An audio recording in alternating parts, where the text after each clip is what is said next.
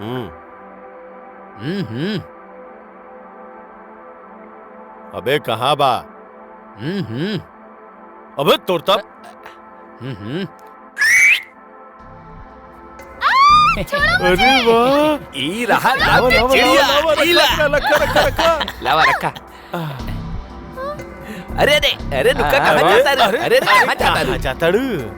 अरे यहाँ आवा। ई पिंजरा इतना कमजोर नहीं के कि तू तोड़ के एकरा भाग जेबू हमार रानी। अरे कैसे छोड़ दी?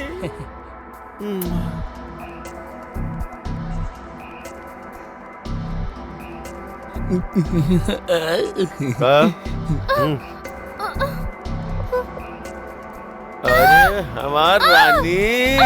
नहीं। रानी। अबे अबे जो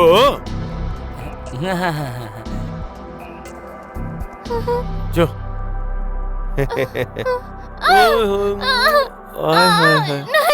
नहीं। अबे खड़ा खड़ा मुंह का देख रहा बड़े, चल निकल। चल चल चल चला। साला। अरे हमार खुशी डार्लिंग। रुकिए, छोड़ी खुशी के। छोड़ छोड़ हमरा, छोड़। इंस्पेक्टर साहब गिरफ्तार करिए इनके। अरे कहा कर रहल बड़ू कंचन? तू जैसन सोच रहल बाड़ू वैसन बिल्कुल भी नहीं खे। हमार बात समझे के कोशिश करा। बहुत चालबाज औरत भी आई। ई हमनी के हंसत खिलत जिंदगी बर्बाद कर चाहतिया। हमनी के जिंदगी बर्बाद कर चाहतिया कंचन। ये औरत चालबाजी से इजा बुलौलस और हमर साथे जबरदस्ती करे लगल। ए बताओ बताओ बताओ जल्दी बताओ। नहीं इंस्पेक्टर साहब, ये आदमी झूठ बोलत बा। अरे देव जल्दी हाँ, आई। इंस्पेक्टर देव बताई आपके एकरा बारे में। एकरे चालबाजी देव बताई। देव आओ आओ देव देव बताइए इनका के सच। बतावा बतावा इंस्पेक्टर साहब की अगर चालबाजी। इंस्पेक्टर साहब सुनी। अरेस्ट के लिए रखे। ये अपना हवस के चक्कर में खुशी की जिंदगी बर्बाद कर देलस। देव ये का कर रहल बड़ा तू? हम तो हर जीजा, हम तो हर इतना कर्जा उतरनी, घर दुकान सब कारोबार तक तोहरा सेट करके देनी। कल तक तो हम तोहर भगवान रहनी और आज तू हमरा अरेस्ट करवा रहल बड़ा। ई चालबाज औरत तोहरा पे भी जादू कर देने बिया। देखा देव? देखा का देखा? आपके का लागेला? आपके धमकी की वजह से हम डर जाई? ऐसा कुछ ना। हाँ इंस्पेक्टर साहब हम आपके सच बताओ तानी। उदिनी आए बाबूजी, सामान हम पकड़ लेते हैं। आप भी चलती दामाद जी तो अच्छा लागत। बाबूजी अगर बिजनेस के काम ना रहे तो हम आप लोगन के साथे जरूर चलती। आप चलती तब बुआ जी के बहुत खुशी हो खत। हम तो कहता नहीं काम खत्म करके जल्दी आ जाइए आप लोग। जरूर। ना भाई, काम सबसे पहले। काम पे ध्यान दी, हम चलता नहीं। जरूर आई बाबूजी, चलिए। बाबूजी हम खुशी के ख्याल रखब, जीजा जी के भी ख्याल रखब। ठीक बा बेटा, जिसन चाह हमनियों के निकल जा कंचन बेटा। हाँ जी चला आई।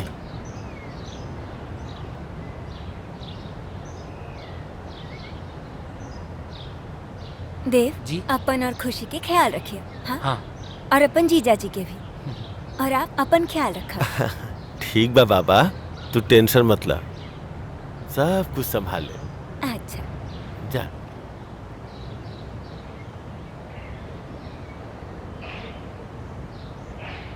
नमस्कार।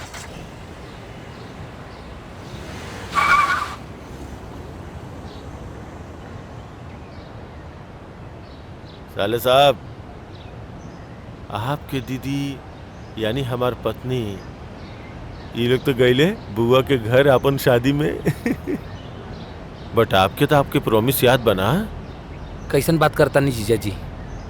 आप तो हमारे खातिर भगवान बड़े और आपसे कियल गल प्रॉमिस हम कबो ना तोड़ सके नहीं। आपके तोहफा हमके याद बा। चला आवा आवा।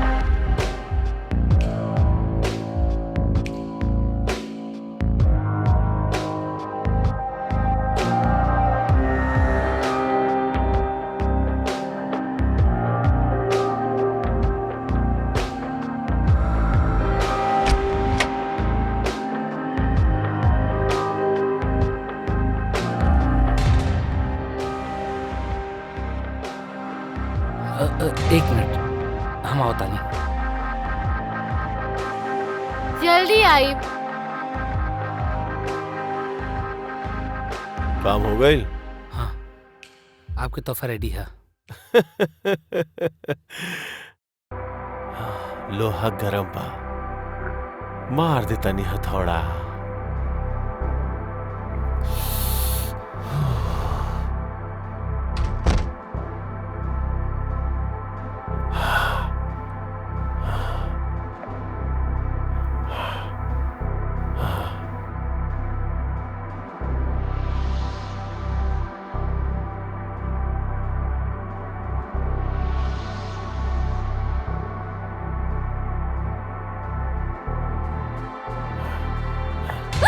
जीजा जी, आप आप गलत जगह आ गई बानी। आप जाइए यहाँ से। हम बिल्कुल सही जगह आइल बानी। दूर रही आप हमसे। हम कहत बानी दूर हटी जाई। हम ओइजे बानी जहाँ हमरा होके के चाहत रहे। देव, देव, कहाँ बानी देव? ना सुनियो, ना सुनियो। हम कहनी ना सुनियो, ना सुनियो। कहनी ना सुनियो। कहे कि उहे हमरा के आज तोहरा तोहफा में देले बा। अरे नहीं। बैठा। जाना तड़ू, जब से तोहरा पहला बार हम देखले बानी, तोहरा देखते ही हम पगला गए नी और सोचत रहनी कि तोरा हासिल कैसे करी। सुनो, फिर हमार खुराफाती दिमाग में एगो ख्याल आए कि अपन ससुराल वाला पे हम जो इतना एहसान कैले बानी, इतना मेहरबानी कैनी, वो कौना दिन काम में आई।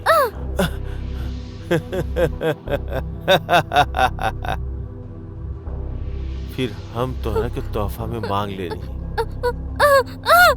एगो रात खातिर। और तू तो जानते बाड़ू, तो हर परिवार के खातिर हम भगवान बानी, और लोग भगवान के भी चाह के कोनो चीज खातिर मना करेले। आवा आवा आवा, भगवान के भोग लगावा। आवा। नहीं, नहीं, छोड़ी हमरा के। हमरा और साला के पत्नी बानी। नहीं। साले के पत्नी बाड़ू ना, लेकिन हम तो तोहरा के अपन रानी बनावल चाहता नहीं हो। नहीं। केहू के कुछ ना पता चली। नहीं।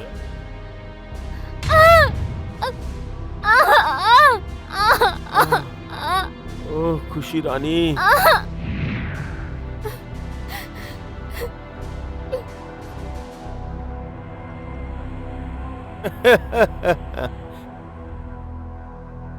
हाय, उफ, कट, सेव, गजब, आय हाय, अरे बहुत गजब लग रहल बाड़ू। देखा कितना प्यारा लग रहा है बाड़ू। माँ कसम दुगना मजा आयल। ये देखा था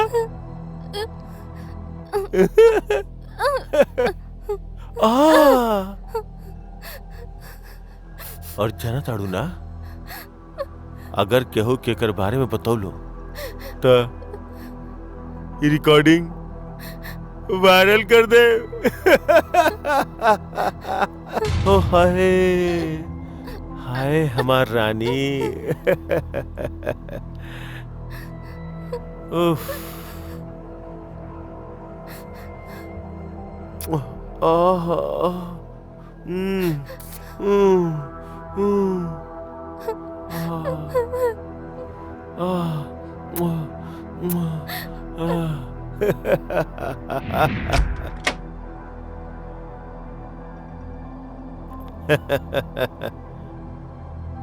तो भी खुश रहा।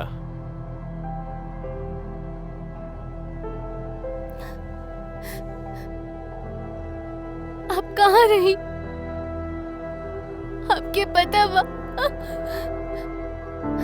जीजा जी। अरे जीजा जी का तो के प्यार ही तो कले बाड़े। देखा खुशी, जीजा जी हमरा खातिर भगवान बाड़े और हम भगवान के कौना भी चीज के खातिर मना न कर सकेनी।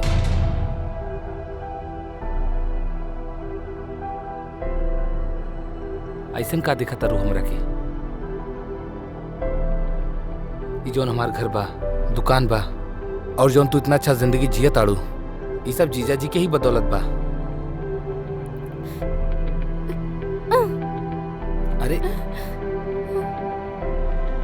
हमार बाबूजी इतना कर्ज ले चुकल रहले कि अपन सारा घर गिरवी रख गल रहल।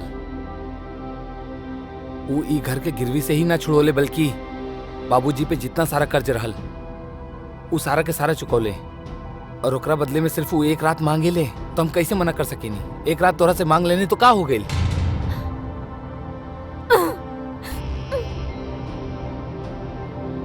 और एगो बात, हम जीजा जी के खिलाफ एको शब्द ना सुन सकेनी। और हाँ, अगर ये बात तू केहू और से कहले के कोशिश कैलू ना, या पुलिस के इन्फॉर्म कैले के कोशिश कैलू ना, तो समझ लिया कि हम तोरा खातिर हमेशा हमेशा के लिए मर गईनी।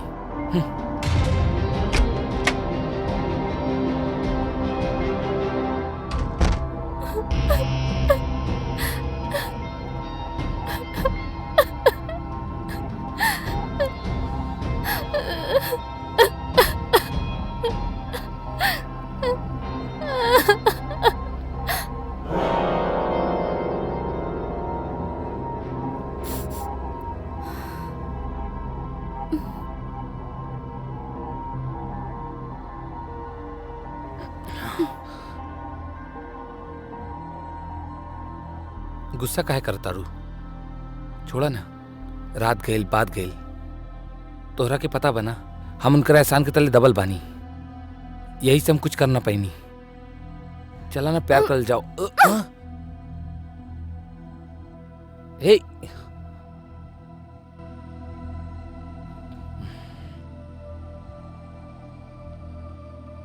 अब गुस्सा छोड़ भी दा, चला प्यार करल जाओ।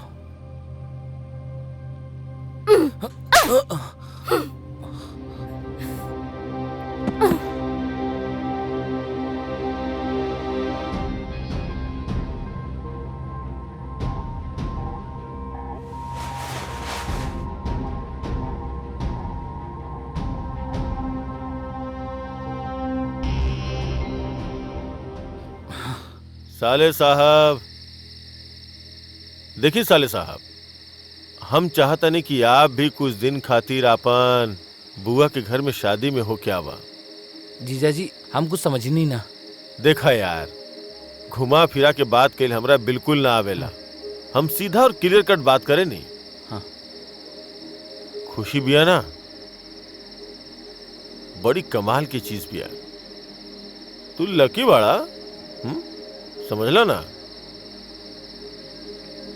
ससुरा एक रात में जन्माना, मन भरल ना। हम चाहतानी की खुशी के साथ कुछ और रात बितावल जाए, समझ ला? यही से तू अपन बुआ के घर जा जा। जीजा जी, आप सिर्फ एक ही रात के बाद कहले रहले और ये सब का कहता नहीं आप? ये गलत है। चुप, एकदम चुप। अब तू हमरा सिखाइबा का सही बा और का गलत बा? वो दिन भुला गईला जब तो हर परिवार के पास न खाए के खाना रहे न रहे के घर। वो हम ही रहनी जे तोहार मदद कैलस और आज तू ही मुकाम पे बाड़ा। वो वक्त तू कहत रहला कि जीजा साहब आप हमरा खातिर भगवान समान बानी, जीवन भर कभी भी सेवा के मौका मिलल तो तू और तोहार परिवार हमेशा दबके रही। आज क्या भाई? जीजा जी, आपके जौन भी शर्त रहा ओकरा के पूरा कहनी, फिर आप ही तरीका से काहे बात करता नहीं? साले साहब, अगर हम चाही ना तो एक कॉल करब बैंक में, बैंक वाले तोहरा से तोहार सब कुछ छीन के ले जाई हैं। फिर सड़त रहिए सड़क पे, बात पे तू और तोहार परिवार अपन बहन के साथ है, समझला? ऐसे का देख रहा बड़ा तू? सच कह रहा बानी हम। अगर तुम्हार बात ना मनला ना तो तोहार बहन के छोड़ देब हम, और ये वीडियो जन बाना ये वायरल कर देब हम, समझला? अब जाके पैकिंग करा अपन, और आज रात के गाड़ी से ही तोरा निकल जाए के बा। चला जा। जीजा जी, आप ही गलत करता नहीं। अबे खड़ा खड़ा हमार मुंह का देख रहा बड़े? चल जो, निकल जो।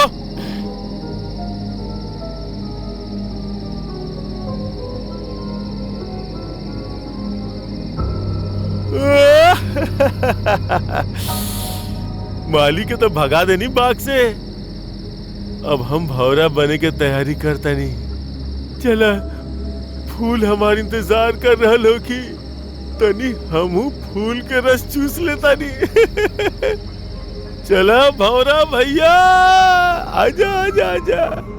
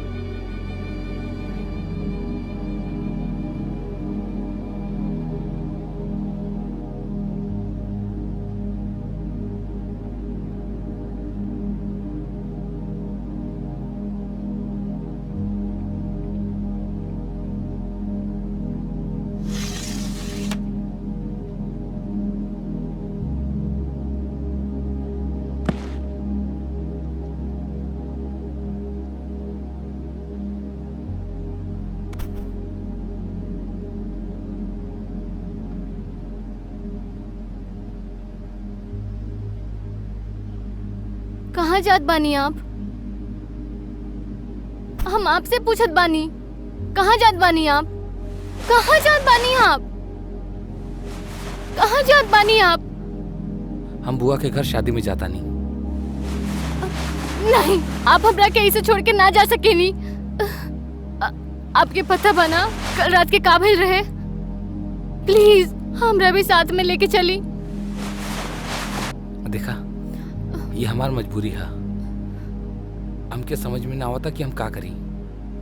हो सके तो हमरा के माफ कर दिया। नहीं, हम आपके आगे हाथ जोड़त बानी। प्लीज प्लीज हमरा के इसे छोड़ के मत जाई। हम सब कुछ भुला के आपके अपनाए खातिर तैयार बानी। प्लीज हमरो के भी लेके चली ना। देव, देव। हाँ?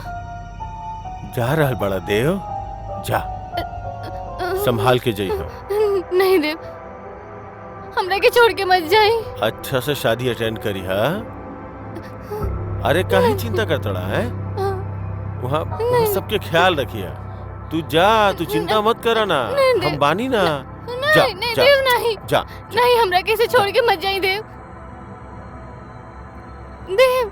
और हाँ, नहीं देव। वहाँ जाके ना अपन दीदी के सामने हमर नाम के उल्टी मत कर दिया, समझ ले, वरना तू तो समझा ताड़ा हम का कर सकता नहीं। जा देव, नहीं देव, देव, जा, चल हट। खुशी, अरे जा, चिंता मत करा, हमहू तो उहे करम जोन तू करेला। जा जा, चल हम तोरा छोड़ा होते, चला आवा। देव।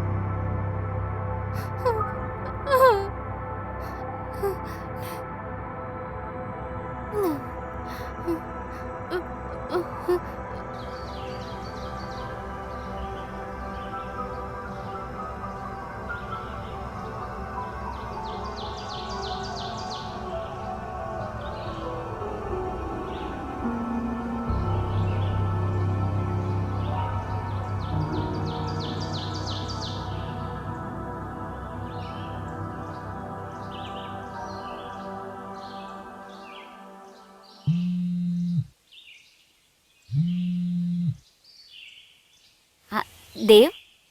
हाँ। हेलो दीदी, का बात है देव, तू रो काहे रहल बाड़ा? दीदी सब बर्बाद हो गई। सब बर्बाद हो गई? देव का हो गई तो के? एक कैसन बाकल बाकल बात कर रहल बाड़ा? पागल तो न हो गई बाड़ा? दीदी उ जीजा जी। जीजा जी? का भइल तोहर जीजा जी के? का बात है देव? उनकरा के कुछ ना भइल बा। फिर का बात है? उ जीजा जी उ खुशी के रेप कर देले बाड़े। खुशी के रेप? पागल तो न हो गई बाड़ा? ये सब का बोलते जा रहल बाड़ा तू? हम न मान सकीले, मयंक कैसन कुछो न कर सकेलन। जानत आनी हम उनके। ई बकवास ना हा, ई सच हा। दीदी तू का जानता रू?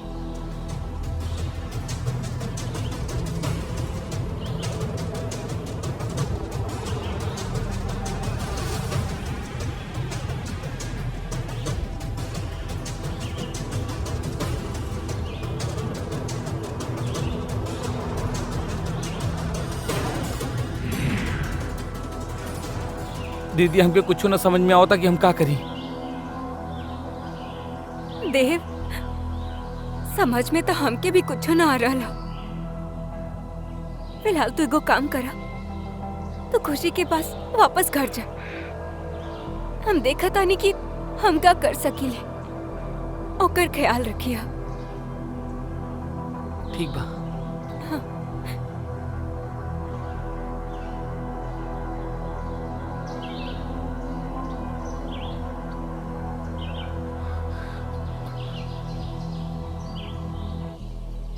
तोरा उ पार्टी के पेमेंट लेवे खातिर भेजल रहनी, का भइल? भैया जी यार हलवा पेमेंट शाम तक आ जाए के चाही। हाँ अभी फोन लगाओ तो हम ओकरा में बात करी। ठीक बा भाई।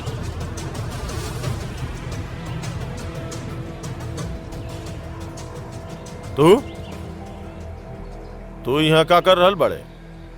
तोहरा तो तोहर बुआ के घरे शादी में भेजले रहनी। नहीं गए नहीं हम। कहे? हम खुशी के छोड़ के ना जा सकेनी, यही खातिर हम आ गए नहीं। खुशी के छोड़ के नहीं जा सकत? हरामजादे, तो हर जुबान कैची की तरफ बहुत चपड़ चपड़ चले लागल बा। हमरा सामने जुबान लड़ी बे? हमरा सामने जुबान चली बे? जीजा जी आप बहुत गलत करता नहीं, बताओ तानी हम। तोरे इतना हिम्मत कि तू हमके गलत और सही समझाइबे? अबे खड़े खड़े हमार मुंह का देख रहल बड़े। छोड़ा हमरा के, छोड़ा, कहता नहीं छोड़ता हमरा के, छोड़ता। जिंदगी में कबो ही हमरा सामने आवे की हिम्मत ना करे।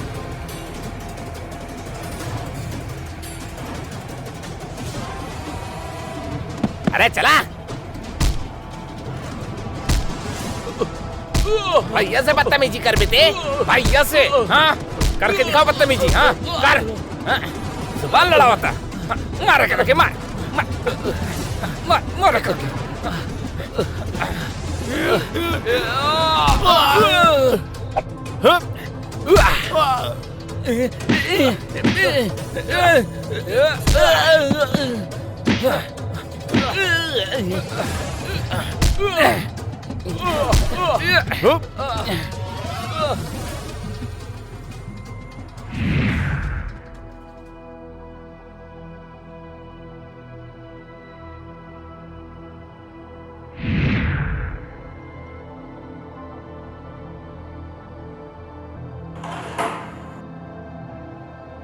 दरवाजा काहे बंद बा? दरवाजा खोला।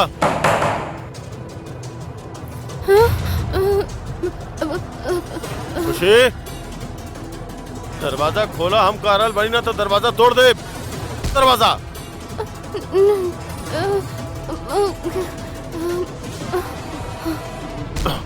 दरवाजा खोला।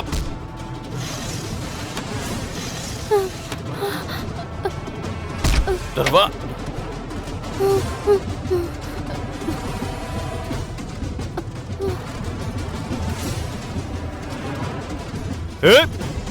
रुक। रुक।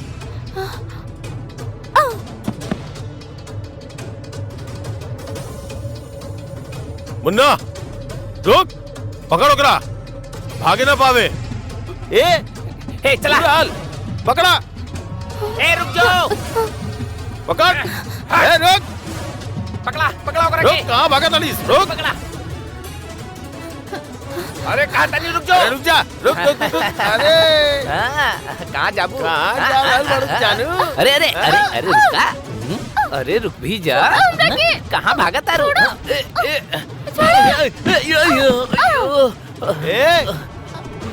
उठा कर रखे। हमरा बंद करिए अपनी नाटक। शर्म आवेला हमके आप पर। आपके पति ना भगवान समझ के पूछ ले रहनी हम। आप इतना घटिया हरकत कहीं नहीं। इंस्पेक्टर साहब ले जाए इनके। चला। इंस्पेक्टर साहब। और हाँ मिस्टर देव, आप ही बाड़े वो इंसान जे इस जुर्म के पनपे के मौका देले। हम आपके भी गिरफ्तार करता नहीं। मिसेस खुशी, आपके भी पुलिस स्टेशन आवे के पड़ी गवाही देवे खातिर। जी। खुशी, हो सके तो हमरा के माफ कर दिया। हम सबसे बड़ा गुनहगार बानी तोहार। इंस्पेक्टर साहब ले जाइए इनका के। चली।